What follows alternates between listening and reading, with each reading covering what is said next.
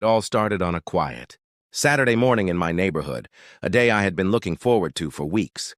I had just returned from a long work trip, and my car was packed with groceries, bags, and a few things I had promised myself.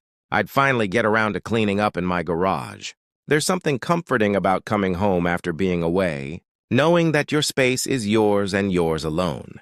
But as it often happens in life, there's always that one person who doesn't respect boundaries. Her name was Karen, a middle-aged woman who lived 2 houses down.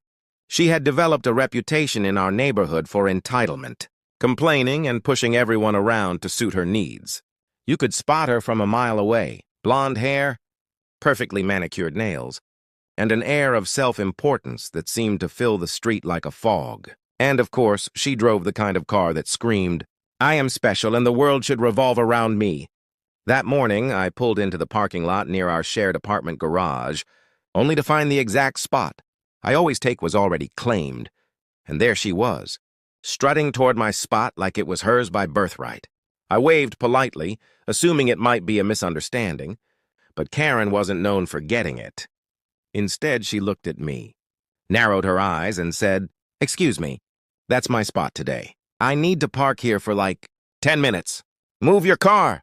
I paused, just long enough for her to realize she was speaking to someone who had zero tolerance for nonsense.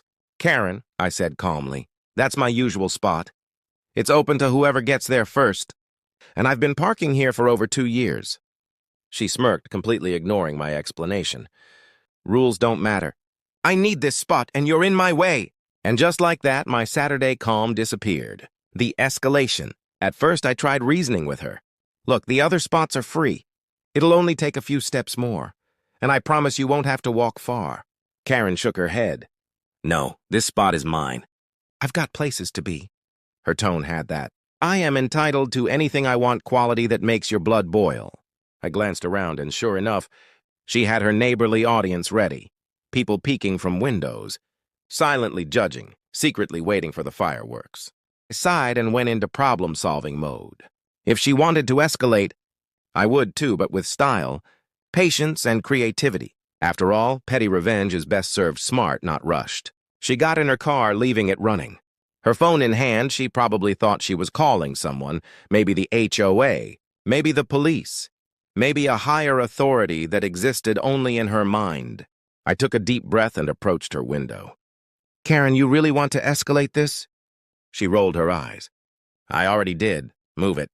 I gave her the tiniest, almost imperceptible smirk. This was going to be fun. Planning the revenge. I backed my car slightly to ensure I could pull it forward later. Then I went to my garage and pulled out something I had learned from experience. A portable steering wheel lock. Nothing illegal. Nothing destructive, just enough to make sure she couldn't drive off. Now let me be clear, my goal wasn't to hurt her. It was to teach her a lesson about entitlement while keeping it completely harmless. A little poetic justice, if you will. I walked calmly back to her car as if nothing was happening, holding the steering wheel lock in my hand. Karen was still on her phone, probably tweeting about how horrible I was for daring to block her precious parking spot. "Good morning," I said sweetly, leaning casually against her car. "You know, it's such a shame you're in my spot. It would be tragic if you couldn't leave for a few minutes." She looked up, confused. "What?" "Don't touch my car." "Oh, don't worry. I'm not touching it, just locking your steering wheel so it doesn't go anywhere. That way, no accidents, no trouble, and you can enjoy the scenery." Her jaw dropped. "You can't do that." "Actually, I can," I said, clicking the lock into place. "But don't worry, it's completely safe. You'll be able to move your car in exactly 10 minutes. After you've thought about your behavior, the waiting game. Here's where it got interesting. Karen tried everything. Wiggling the wheel, turning the ignition, yelling, banging on her horn. Nothing worked.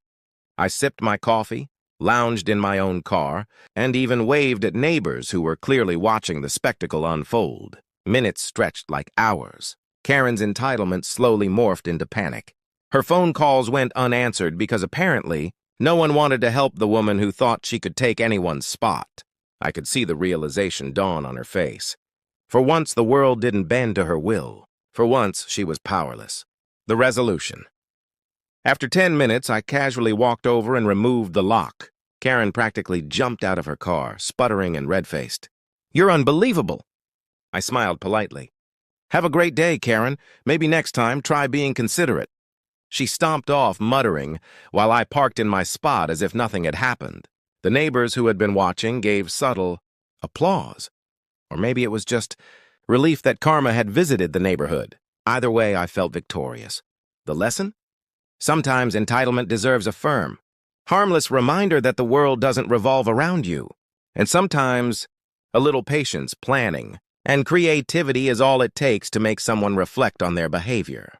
Reflection. The story of Karen and the parking spot isn't just about petty revenge.